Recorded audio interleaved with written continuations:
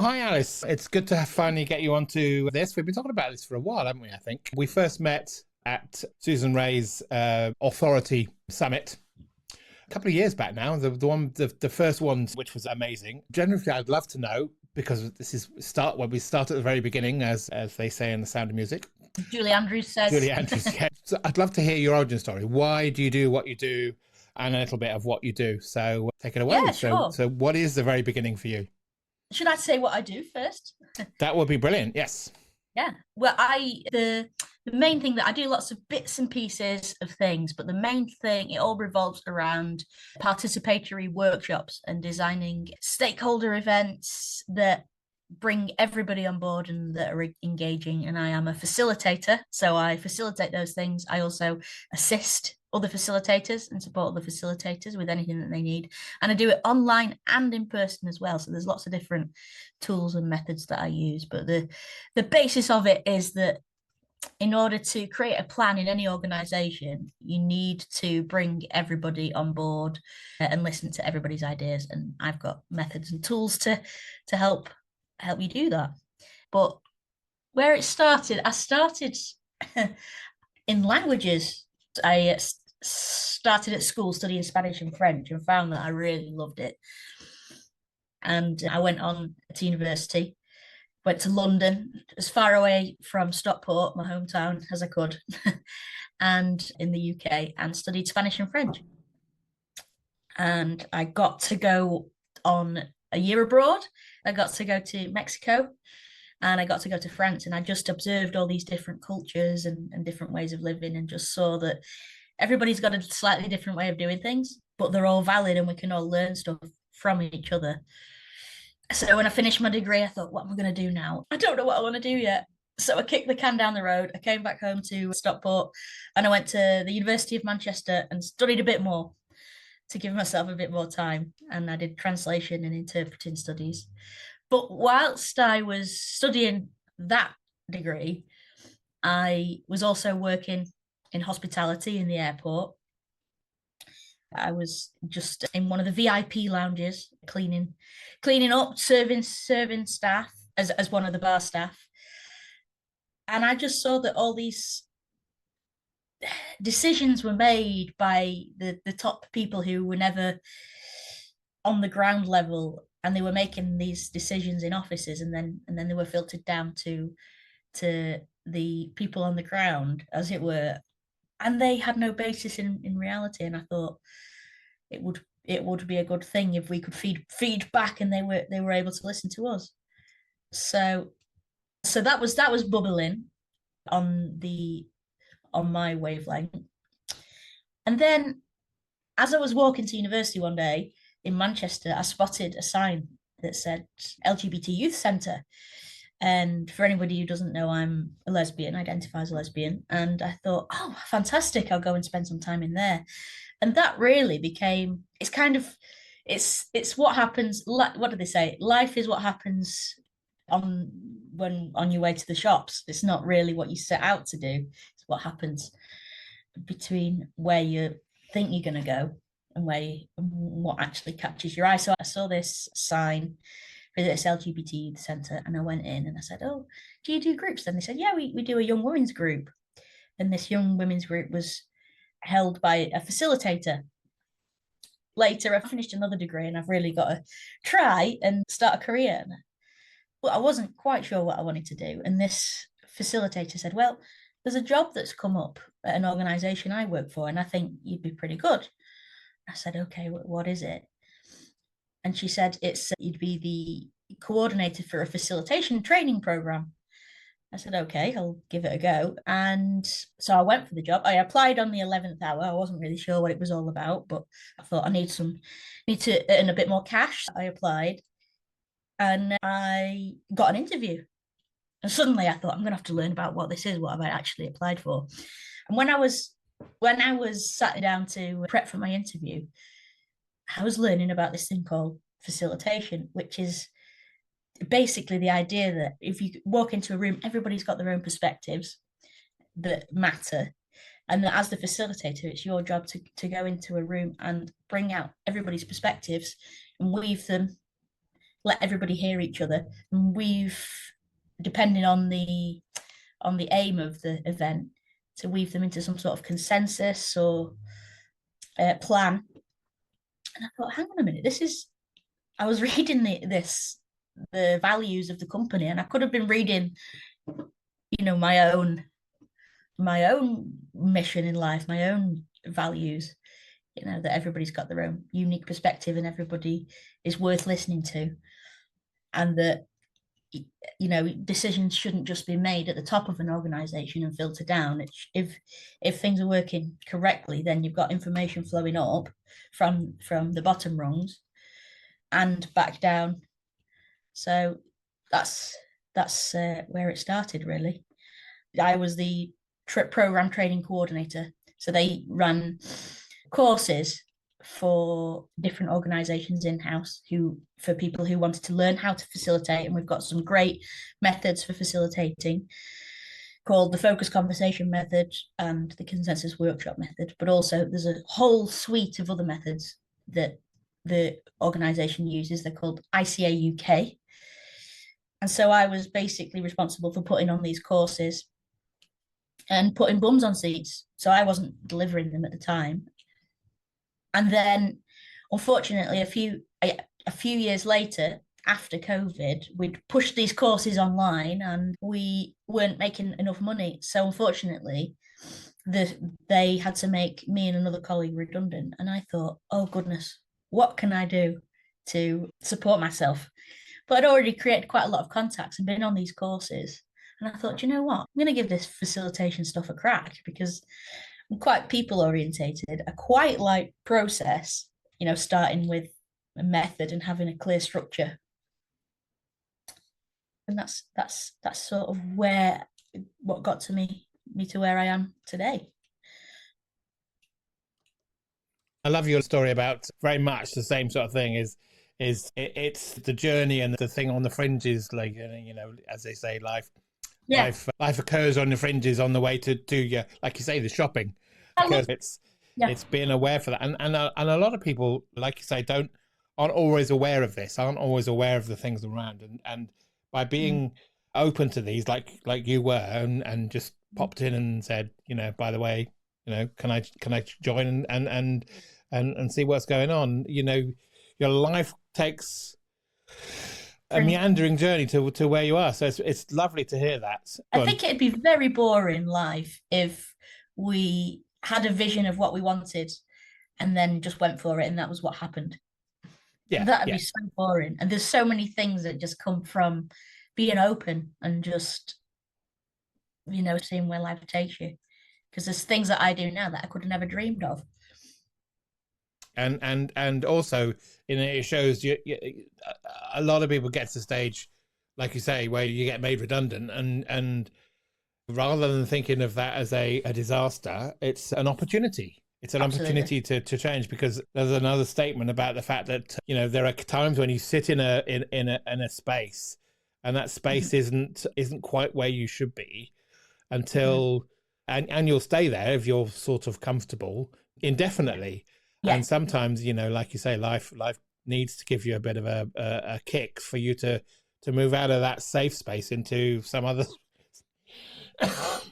a space where you're better suited. Totally. And I feel like it was because I'm not a quitter, so I will stick with stuff until the bitter end and just keep going and going. So I think it was sort of a nudge from the universe in a way. If you believe in that stuff, I needed something external to push me. Yes. Else I wouldn't have taken that step of going fully freelance. That urge to take the leap, or someone gives you a push. That's what it is, isn't it? Yeah. And it was a bit of both. I think I was thinking about it anyway. And then I was working a little bit freelance before I was working as an assistant to one of my colleagues who is freelance, who is a facilitator, and I was kind of learning the tricks of the trade from him. And I still work with him, and he's been a fantastic influence in my life and my career. And we're good friends. And I was also starting to work alongside some of the trainers at ICA UK as a producer, so they were training me to help out with their courses that they'd gone online with during COVID. They sort of realized that it's all very well and good delivering online, but you also need an extra pair of hands. If tech things go wrong, you need somebody taking notes, you need somebody, letting people in, sorting out tech issues, managing Miro boards and things like that. So I was already kind of getting there, and it just gave me the extra push to really go for it. And that's sort of where I came across you, as the tech and the support part from Susanna Ray's summit. So just quickly, how did you come across Susanna? How did that interaction occur? Yeah, so I was doing the tech, and that's still sort of my bread and butter in a way, is helping and assisting things that other people are facilitating and making sure that they run smoothly. But I had gone to the International Association of Facilitators, that they run a conference every year in Birmingham. For all those facilitation nerds out there, if you're interested in facilitation and group facilitation, go. It's a great skill to have. And it's a great transferable skill. Yep. I went there. Again, it's what happens on the way to the shops. I was chatting with a lady, and she was called Hayley Watts. And she'd run a session about habits and reaching your potential. And I was quite interested in her program, actually. So I was chatting to her about her program and potentially overhauling my habits a little bit and getting the accountability for that, because that's what she does. I didn't end up doing that in the end, but a few months later, she came back to me and said, I know this lady called Susanna Ray, and she wants to run this online conference. She just needs a little bit of help with it. And she said, is that something that you would be able to help with? I was like, yes, this is like my dream job. And then when I spoke to Susanna, I think we just clicked. She just really inspired me from the beginning. And then ideas were sparking about how we could do this. And I was already working with Miro boards, and I was helping with the tech on online events. And together, she'd already got loads of speakers to speak during this conference and during this summit. And I thought, well, what if we use an online Miro, like a massive online Miro board, which is basically big whiteboard online, if we were to turn that into a conference space. So we had like a reception. I thought, if we have a reception area, and then what if we had like a chatty cafe area where people could interact, leave sticky notes, chat to each other, network a little bit of information about the speakers, and then at the bottom of the board we had all of the notes from the live sessions that were going on. I think it worked quite well. It was one of the things that actually kept me coming. That first year, I'd known Susanna for a while on and off. We'd been in a mastermind together a while back, and I saw she was putting this on, and I thought, oh, let's go along. It sounds interesting. Thinking that I'd just dip in and see how it goes. And I got hooked, and I went to all of them that year. Yeah, I remember that year. And do you know what? For me, because it was sort of a new brainchild that we both... With the Miro board, at least, she inspired me to create it. And then I had the ideas with the Miro board. She already had the conference sorted. She just wanted a bit of help. And it was just so nice to see you. And there were a couple of others that really took to it. Thank you, because I'd worked really hard on it. And it came to life. It's an amazing add-on to the live conference. There are so many conferences out there and summits and online summits where it's just a glorified series of webinars. Exactly. There were two additions to this. One is the education and the conversation afterwards, plus the Miro board. I mean, those two additions to that summit, lifted it and elevated it from something that everybody's doing in terms of just sharing a bit of education through to something that was unique and really powerful. The Miro board was an amazing way of using an online tool, and I think like you say, it's a lot of people just launched into it and enjoyed the way they can interact, the way that they could see some of the if you missed a session, there were notes there about the session. You could interact with the other attendees.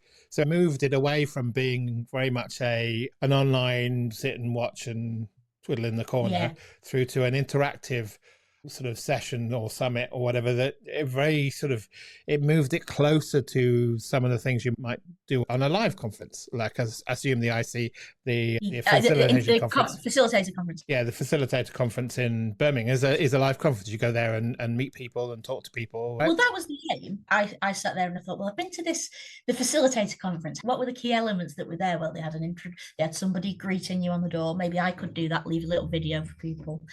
They had a place where you could post opportunities, and I tried to build it that way. But I think the thing that really worked about that conference that Susanna and I ran was the conversation element. Yeah.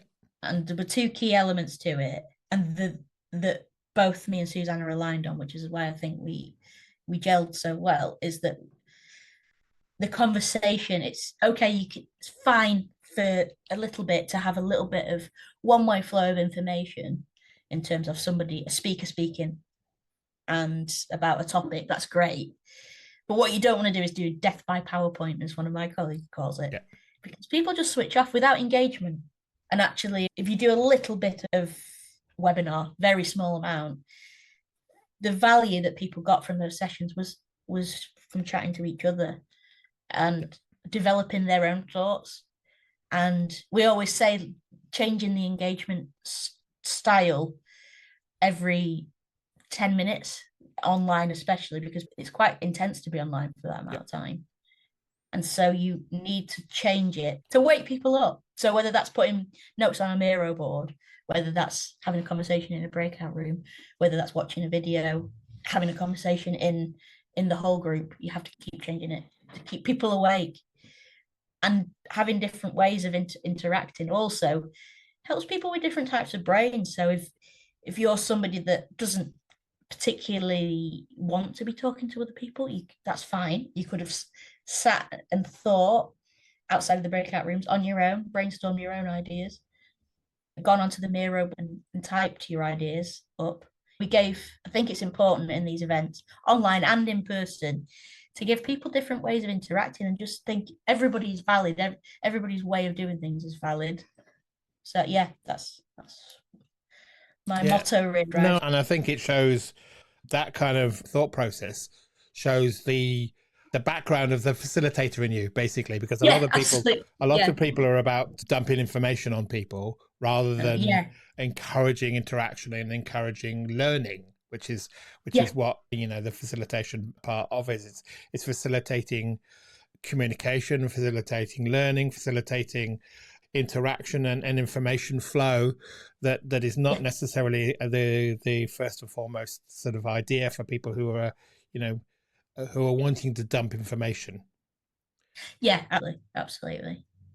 So I think that definitely came across in the way that whole thing was arranged, and a Miro board, like you say, was an extra special sort of extended asynchronous way of interacting that allowed people to think about it and interact along the way, not just while they're in there. Because like you say, there are some people for whom interacting there and then is harder, and they need a bit of time to think, they need a bit of time to process what they've listened to and talked to, and then they can put forward their point of view, which is all the thing that's valid. Exactly. It worked really well. Yeah, great. I'm very pleased to hear that. And like you said, the second year again was still good. I mean, unfortunately, I couldn't come to as many as this year because of other kinds of situations. But yeah, definitely. And for those people who want to know, I will put a link to it in the show notes. You'll have to know. Do you know whether she's planning on doing another one? I would assume she may well. I've not heard from her for a little bit. I think she took a big gap after the conference because it was so intense. So I know she went on holiday for a bit immediately after. We'll see. Yeah, you talked about producing, which is very much what you helped and support in that summit. Yeah. What other things do you do in the way you facilitate these kind of arrangements? What are the other things you offer and do? Well, it's all to do with facilitation and workshops.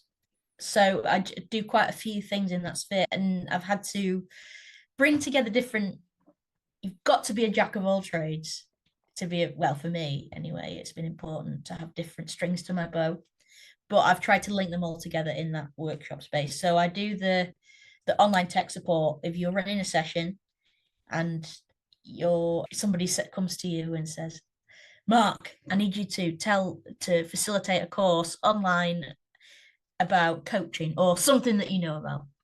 And you think, oh my goodness, I'm out of my depth here. You can bring me in and I will help you do the breakout rooms, run the tech, admit people, and all things like that. What I've started to do as well, which is kind of a little bit what I was doing with Susanna, though she already had quite a lot of ideas, is to advise people on what kind of engagements to include. So steering them away from that death by PowerPoint and saying, okay, well, you've got a PowerPoint here. Now, why don't we have a little bit of interaction here? Why don't we insert this activity here? And so sort of advising people, I do that as well. And the final thing that I do is the whole thing. If you want somebody to run a course for you on something and facilitate a strategic plan, I do a lot of strategic planning with organizations, then I can do it all. I can arrange it, get the venue, get the people, drill down into what the organization's aims are, and then get everybody into the room and facilitate the event. And for example, I went to a charity a couple of months ago who kind of needed to do a whole restructure, and there was a lot of bad feeling in the room. And so we thought about, okay, well, what are the practical aims? And this comes from ICA. What are the practical aims? Fine, everybody knows that well.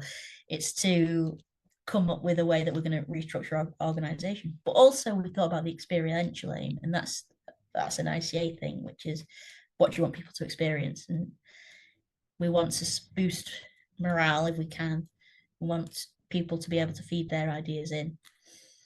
And so I first drill down into the aims, then I'll go and devise a plan with the methods that are used, often used ICA methods, which is basically the focused conversation method, which is a method for having a conversation, which starts with the facts, moves to the feelings, moves to the head level, the thoughts level, and then moves to the decisions and actions.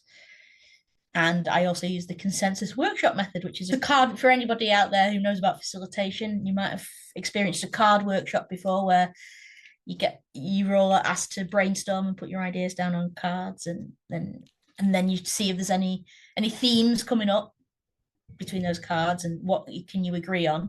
That's another thing that I do. And the final thing that I do is I make these things, which are sticky walls. And this is a kind of thing that happened. This is one of the things that happens on your way to the shops, because I never thought in a million years I'd be sewing for a living. These are basically a tool that ICA used to sell. And they said to me, we're closing the office. Do you want to sell them? I said, yeah, okay. They can make a little bit of money. That could be an income stream. And then another colleague said to me, why don't you make them? And I was like, yeah, do you know what? That could take some of the cost out of it. So I make and sell these things called sticky walls. I buy the fabric, cut them up into 3-meter pieces of fabric. I spray them with glue. I hem them so they're sticky, so people can put them on a wall and notes will stick to them. And I'll hem them up, put a logo on them, package them, and I sell them on Etsy. So what sort of things do they stick onto these sticky walls? Are these? So you basically stick them onto big blank piece of wall. You have to use a little bit of painter's masking tape to stick them up, but they're sticky. They come sticky, and you can move ideas around, reposition things. You can present in a really dynamic way rather than doing it from a PowerPoint, which in the world of technology, people value, and it really engages people because people are used to PowerPoints. Is it something like the Miro board you can take away? I mean, for instance, you can take it off the wall, take it away, and you've got these. And then generally I'll then go and type it up for the client because they're the ideas that their organization, their people have come up with. And I'll type it into a report, take a picture of it. And then I'll use the sticky wall again for the next exercise. I know in my previous history as a team facilitator in organizations for agile organizations, sticky notes and post-its were a big thing. But one of the things is record. It's all very well using it when you're using it. So if you've got a space, you can stick them on Yeah. walls, but it's recording that and remembering that afterwards is often the challenge. So having a surface like a sticky wall you can take away. Yes, exactly. Yeah, brilliant. I love And that. then it doesn't take the need of typing up the notes. It doesn't take that away. But No. AI, I'm just experimenting a little bit with AI and seeing whether AI can, if I take a picture of a sticky wall, whether AI can then translate those. And it works a little. It's getting better. It's getting better. There's a lot of little sort of tips and tricks that now make it, you know, you can use AI and stuff like that to support you with taking some of the notes. Even for instance, the thing I do here, I record the transcript and then I use AI to summarize it and help to create sort of notes like that. So so I love the idea of using that with a sticky note or sticky wall. Absolutely. What I love about your journey is you seem to be sort of leaning into various different opportunities that turn up. And it's almost like there's the improv statement of yes and. It seems like from what I am hearing, there's a lot of yes ands in the way you've navigated your way through where you are now in your job. Would you say? And as I say, if you could design life and it just be straightforward, it'd be kind of boring, really boring. No. Who knew I was going to learn to sew? So with that in mind, one of the things I sometimes come across is leaning into your strengths and your weaknesses. I talk about these, you talk about sort of, because very much under the hood, I'm a comic book geek. So I talk about things like Kryptonite and Superpowers.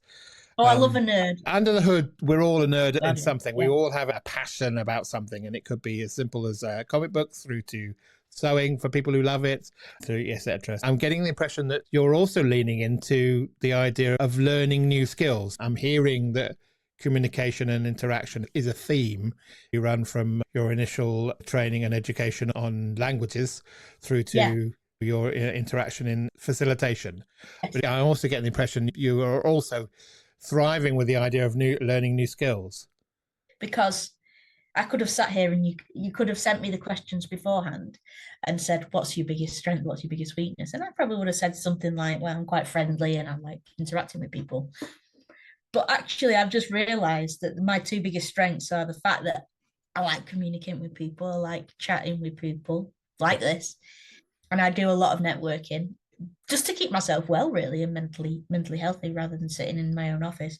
But also, I think what's key for me is being open, having that open attitude and being willing to lean into things. And those two things have kind of worked quite well for me in terms of my business and just interacting with people, and also then being open to say yes to different things.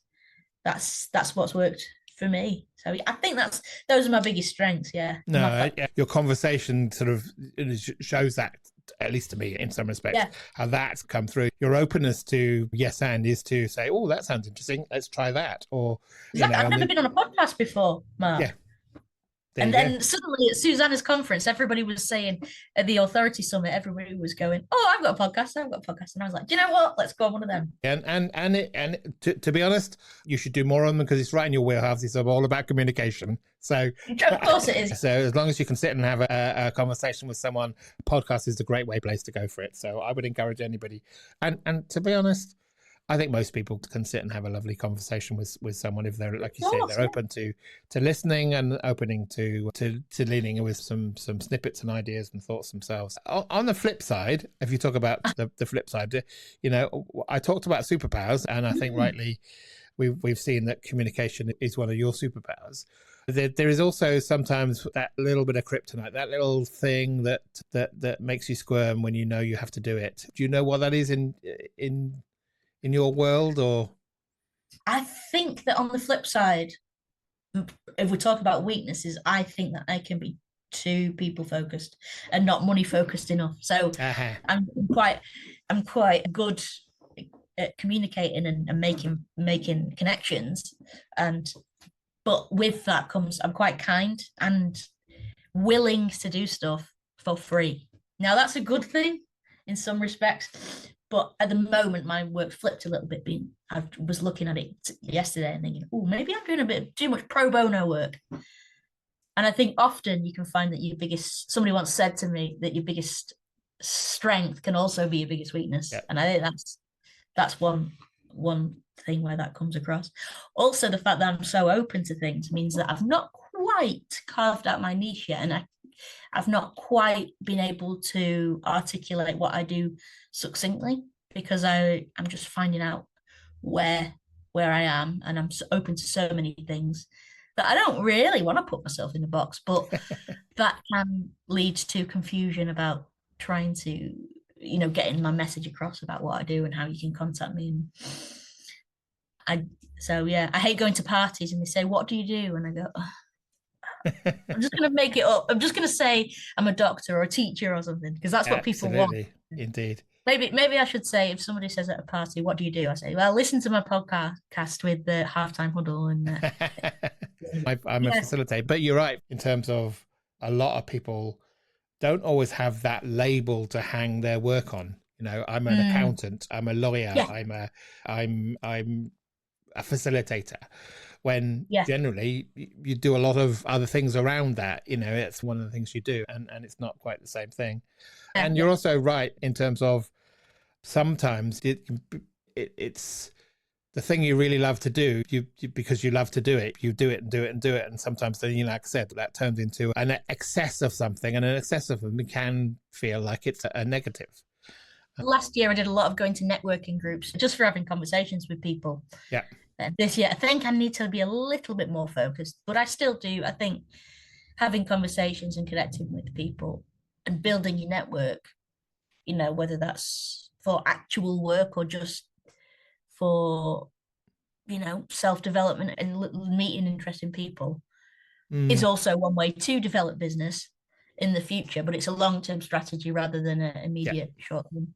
Networking is definitely a strategy that's useful, and it sounds to me like you have a good attitude for networking, and that you're going to meet interesting people and to find out what they do, rather than to go into networking to sell what you do. There's one networking group I've bought stuff from probably every single one of them, because every single one of them, like for example, there was a photographer there and I really needed some photos doing, and then there was a mortgage advisor there, I need my mortgage redoing, so I did that. And then there was a Reiki practitioner there, so I went and had some Reiki. But these things are all things I'm interested in and open to. But so again, it just shows that openness. And you're right, and there's also the flip side. One of the things that you find when you network a lot is you come across people who you've met in a networking group that you have got no necessarily need to use, but someone comes across and presents with a challenge when you're talking to one of your customers or one of your internal contacts, and you say, I've just know Alice. If I'm talking to someone who's looking to run a series of courses, or run a series of live events or workshops, boom, Alice, come along to go and talk to Alice. And that happens a lot. That's how I met Susanna. And you're also right in terms of a lot of people that are doing ththings to help and support people have an open and a helpful attitude and want to help people. And you're very right that often it becomes, just want to help. You can't turn. How do you turn someone away? How do you say exactly, how do you say no to someone? And it's that's something that does come with experience. It comes with, if you're lucky to be in a situation where you've got no space to take people on, then a no is obviously the only way you can do it. Don't want to say no. The answer is not yet. There is in my mind, when you're starting on, and it sounds like you're still learning, where you are and where your niche is. When you're starting on, it's very much not a bad idea to try lots of different things, because that's how you know what you enjoy, what works really well, what you have an affinity with. That if you decided that this is what I want to do, you may end up saying, closing yourself off to all these other exciting and interesting ideas. Variety is a spice of life. And it's not a bad thing to know the sort of things you don't find really interesting. And it's good to know where your limits are. So until you've said yes to something and found out you're not really, A, you don't enjoy it, B, you don't work very well with that kind of interaction or whatever, you don't know what you should be saying no to. Exactly. You've got to say yes to say no. Yes. But I am on the other side of it. I'm a people pleaser, I think. So and I'm willing to. Because I'm so open and excited. I'm the one that sticks the hand up at the end of the meeting. Does anybody want to take this action? Yeah, I'll take it. Yeah, I'll do But it. that can get me into trouble sometimes because I'll bite off more than I can chew. I genuinely want to do it, but I might not have the time. And then, so I'm learning. One of my things this year is to have better boundaries. Yeah. Learn a bit more about boundaries, set phrases. And it's good to try these things and know and understand what, where are your boundaries? Until you push up against these boundaries, you don't know where they are. So while you're still exploring, it's good for you to push and try these things and explore what they are, because you don't know what your boundaries are until you go head first into them. Yeah, it's self-development, self-learning as well, isn't it? And that's not a bad thing early on, is to say yes to some things, and say yes to some things you think, oh, that might be interesting, see what it's like. Yeah. But yeah, so no, indeed. So it'll be interesting to see what you eventually sort of morph and change into as you start thinking, well, where are my boundaries? And it'll be interesting to see where I end up, what niche I end up into in the future. I'm quite interested in coaching, actually, one-to-one, and because it's a similar, I guess, facilitation is about asking, a lot of the time it's about asking questions. Yes. And pulling out what people already know and helping them realize that. And I have had some really good experiences with coaching in the past, and I think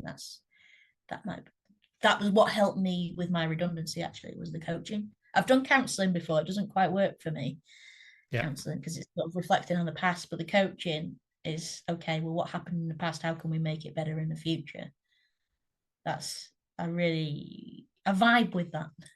You're right. It sounds to be that it would fit into your, as you said, you're very positive, and it would be very much about, where can I go from here, rather than how did I get here? Exactly. Yeah.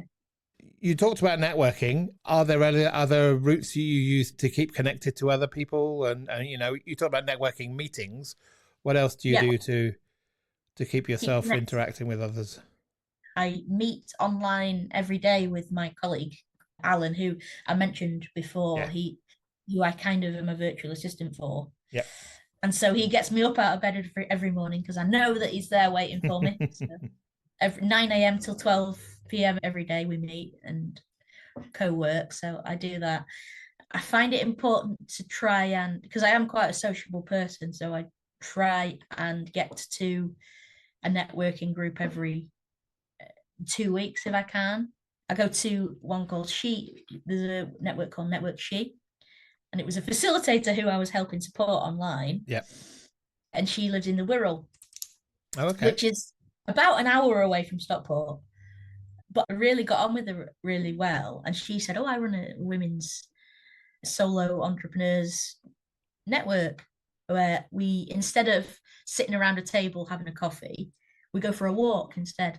And so it's important to me to make the effort to go to that because it fills me with energy, chatting to people, doing the walking. And also there's something that when you're walking alongside somebody, when you're side to side with somebody, I think you can often have a better conversation, because if you're face to face with somebody, it's a bit more, not conflict. It's more confronting. And so you feel safer if you're not direct eye contact with somebody. So I do that and make sure I go to that at least once a month. And then the final thing that I want to do this year is go to more co-working events. So, when there's a queer co-working space I've identified in Manchester, which is held at a place, the very place where I used to go to that young women's group. Oh, brilliant. It's called The Proud Place. And they host every Wednesday a co-working group, and you just go with your laptop. There's loads of people who are sole traders, fed up of working from home, who work for employers, that go along and sit together and chat, shoot the breeze, do a bit of work, have a coffee, do a bit more work, have a bit more chat, and come home. It's like an office, so I'm trying to do that. But yeah, that's me. And the other big one that I do is I try to be friends with my colleagues. I try to make friends of my colleagues in a natural way, and I'm really good friends with quite a good handful of my colleagues, and we go out for dinner. I often go around to their houses. I'm good friends. One of my colleagues' wives has got me into Pokemon Go, so I'm always going on Pokemon walks with her. Brilliant idea. Another walking thing. So, yeah. Do you sneak Another your walking Pokemon thing, Go yeah. out when you're walking in the networking as well in the Wirral? No, I couldn't do. I'm not a good multitasker. I couldn't catch Pokemon and have a networking chat. But Networking is a big. I think, and again, there are a number of people who used to do that as an, it's. I don't know whether it was something that was before or after COVID, but after COVID, I think it's a lot more popular, that kind of networking and walking. So yeah, no, it's brilliant. I only started just after COVID as a freelancer. So do you do, I mean, these sound like they're live, no, face-to-face type in real life networking. Do you do much online or anything like that, or? A little bit. I don't tend to do much, but for example, with the ICA network, the company that I actually got made redundant from, I'm learning how to be a trainer for the courses. Yeah. Rather than having a central office now, all the trainers deliver their own courses, so they're still running. Okay. So we get together every month online. There's like a set meeting time, and if you want, you can go along to it. And sometimes we talk shop and business about the organization, and sometimes we just chat to each other and see what each other's been up to. One thing I'm always keen on, and it sounds like you've got a certain amount of that already with your morning catch-ups with your colleague, but it's one of the things that I'm keen on, and why we do why I started the halftime huddle is about the fact that you're sat into a room and you're working on your own. What do you do to keep yourself focused? It sounds like a lot of the meetings you go to add to that. Yeah. The morning thing adds to that. But do you have any other things that keep you aligned during the week? A few years ago, I came across this thing on Instagram, an advert for something called Flow Club. And basically, it's a whole platform. It's designed for people with ADHD. I don't think I've got ADHD, but nonetheless, it works for me. You pay, it's a subscription fee. And if you go onto the platform, there's loads of people hosting different co-working sessions. So hourly ones that are just chat only, ones where you check in verbally. But the premise of it is you go along to one of them, you book in for one, you can just do it off the cuff like that. So say if I needed to get a report done and I needed to focus, I would go onto this Flow platform, find somebody hosting a session for an hour or two, log onto it and say, I want to go to that. Get into the room, and then you've got a list where you can put all your to-dos and you can rearrange them, do a brain dump and then rearrange them in order of priority. And then you've also got I think 9 is probably the maximum in a session, and somebody hosting it. And the first 5 minutes, somebody will check in and say, with everybody, and say, Alice, what do you want to accomplish by the end of the session? Yep. And I'll say, I want to get this report, 500 words of this report done. Yep. And then at the end, 5 minutes before the end, a little bell will go, and then they'll check back in and say, well, Alice, what did you manage to get done? And I'll say, I only managed to get 300 words done.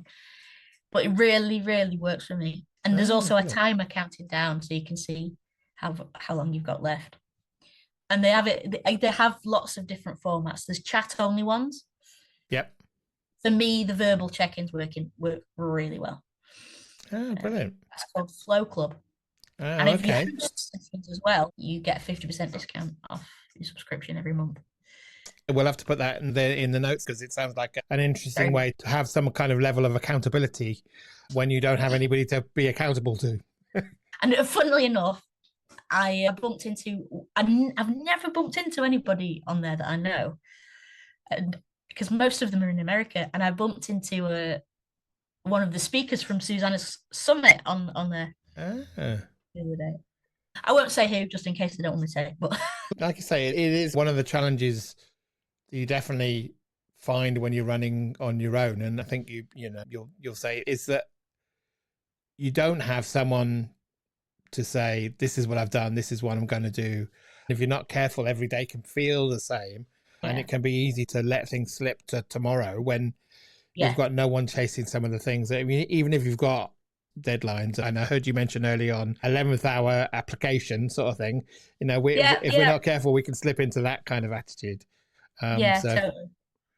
We it's can good to find these kind of things, and it's also, you know, to harp back on our strengths and weaknesses. It's good to understand with the things you need, the extra support you need to get things done, and if you need to be in a group of people to make a commitment at the beginning and check out back up on your commitment at the end of it to help you get through things.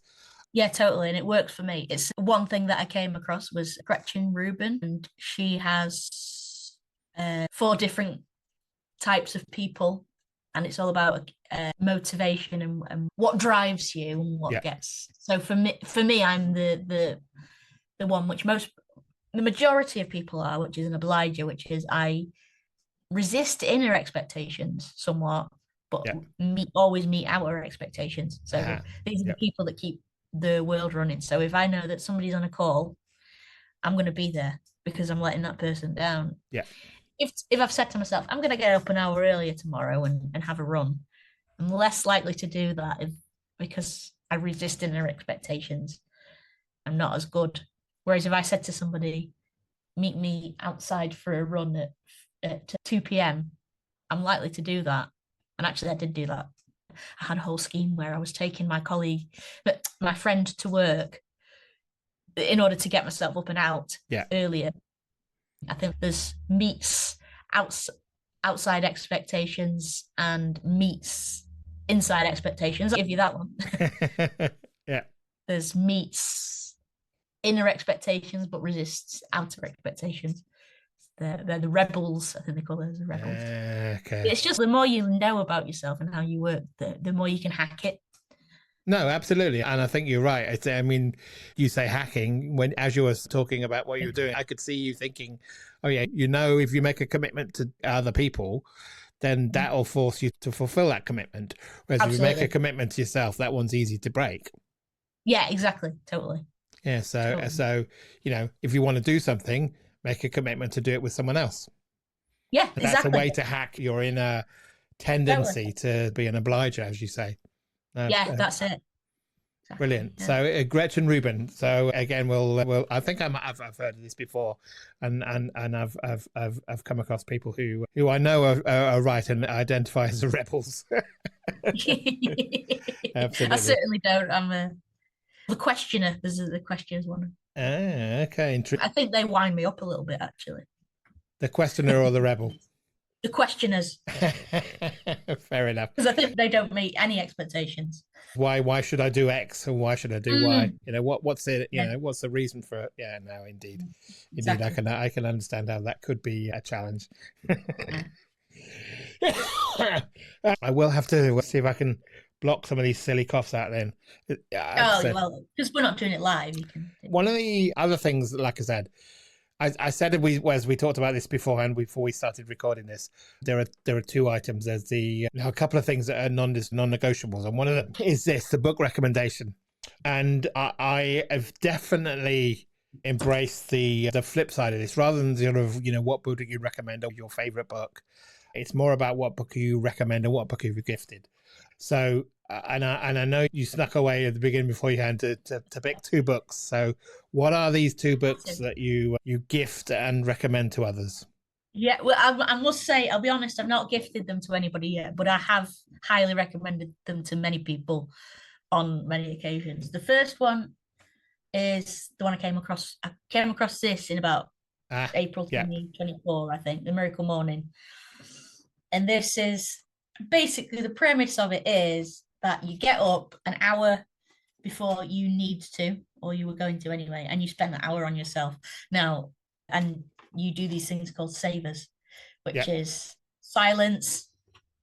You sit in silence for a little bit. You affirmations, visualization. So visualizing what you want success to look like for you.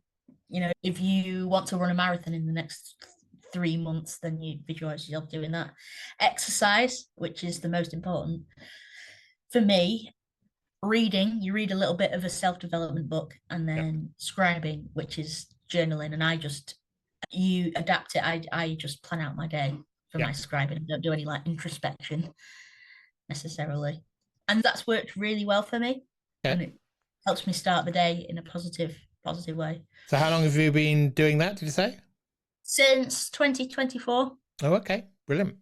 And it's just really helpful. Yes. The most important ones to me are the exercise, Yeah.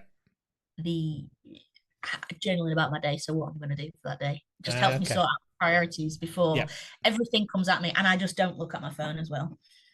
That book's been around for a while. I think it's been quite a number of years. Someone talking about doing it for the last, I think there was an anniversary of the book or something coming that came up recently. So yes, it's definitely a great way to, essentially, it's about setting your day up right. Yeah, exactly. So Yeah. that's a good one. I like that one. And Okay. then, and what's the second book? am I allowed a second book? Yes, of course you are. I mean, a lot of yes. people. Yeah. Let Them Theory by Mel Robbins. And there's been a lot of people who I think who have not enjoyed this book because I think she's basically copyrighted something that is a Buddhist practice. Yep. But the premise of that one is you do what you want to do and let other people think what people are gonna think. Yeah. Bad things about you anyway. Not really bad, but if I go out in a yellow raincoat that I've always wanted to wear, people are gonna think that's crazy. But equally, if I would have worn a black jumper, people would think, that's boring. So you're never gonna win. Yeah. But let them think what they're gonna think. Let them behave how they're gonna behave. Yeah. You do you in the most authentic way possible. And that's really helping me in terms of, like LinkedIn and social media, like Yes. that kind of thing. Like I'm thinking, I'd really like to post that I'm sad today on social media that nobody signed up for an event. And but that's not generally the way maybe people will think that that's cringe if I do that. Yeah. But I did it. I actually did it a couple of months ago.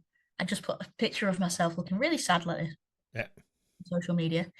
And because people don't necessarily see that often, it got loads of traction. Yeah. And people started signing up for the event. There you go. Perfect. So just be you, I think, and let people think what they're going to think. I think you're right. And they're both of them are great books. And one of the things I think, just to put things into context, there's a lot of information out there that people can read and come across. I mean, the savers stuff, the thing to setting up your day right. There's a lot of people talk about it in lots of different ways and give you different ways to set up your day right. Mm-hmm. Sometimes this resonates with people, whereas the other ones don't resonate with people. You talk about the Buddhist sort of traits of not worrying about what other people think and not worrying about what you do you sort of thing. And there's different other ways of doing all that kind of stuff.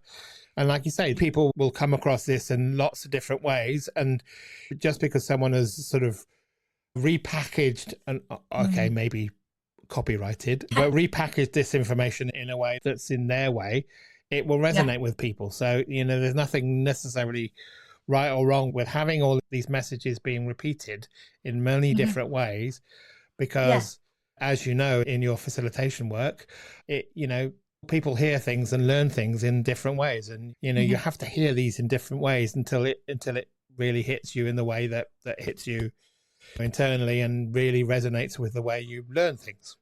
Yeah, I totally agree, Mark. I totally agree. They're great books, and people, it's great to recommend and share them. And it sounds to me as well that they have had an impact in the way you do things and the way you interact with them. Just if I don't get in my head too much, but if I'm getting in my head about something, I'll just remember, let them. Yes, that's good. When I'm on the road driving, and I might be driving more slowly than somebody might like behind me, and somebody zooms past, and I've seen other people go start shouting at them, but no, just go. Let them. Thank you very much for that. Yeah. So thanks for those books. Brilliant. Like I say, with a lot of these, we could carry on talking for a long time. There's loads of information, and as I say with everybody, we will have to see if we can bring you on and see how your business has changed over the next time we meet up. Thank you very much for spending some time, and thank you very much for your recommendations and conversations. It's brilliant. I've loved having this, and I'm glad I snuck into Susanna Ray's summit, got addicted to the Miro board, and had a conversation with you, because I'm glad it turned up to be this. So thank you very much. So brilliant. Yeah, thank you. Where's the best place for people who are listening to this? Best place to find out more about you? My website, aliceblackwell.com. Spelled how you think. ALICE Blackwell, BLACKWELL.com. I didn't see that on LinkedIn. I couldn't see it. Oh, do you know what? I should. If it's not on my LinkedIn, then that's an error. That's something I should be putting in. Definitely. You've got an email, alice@aliceblackwell.com, as a connection, but you haven't got it as a website. So yeah, definitely update there you that. go. Change that. Yep. Contact me on there or on my email address, alice@aliceblackwell.com. Thank you very much for that. It's been a great conversation.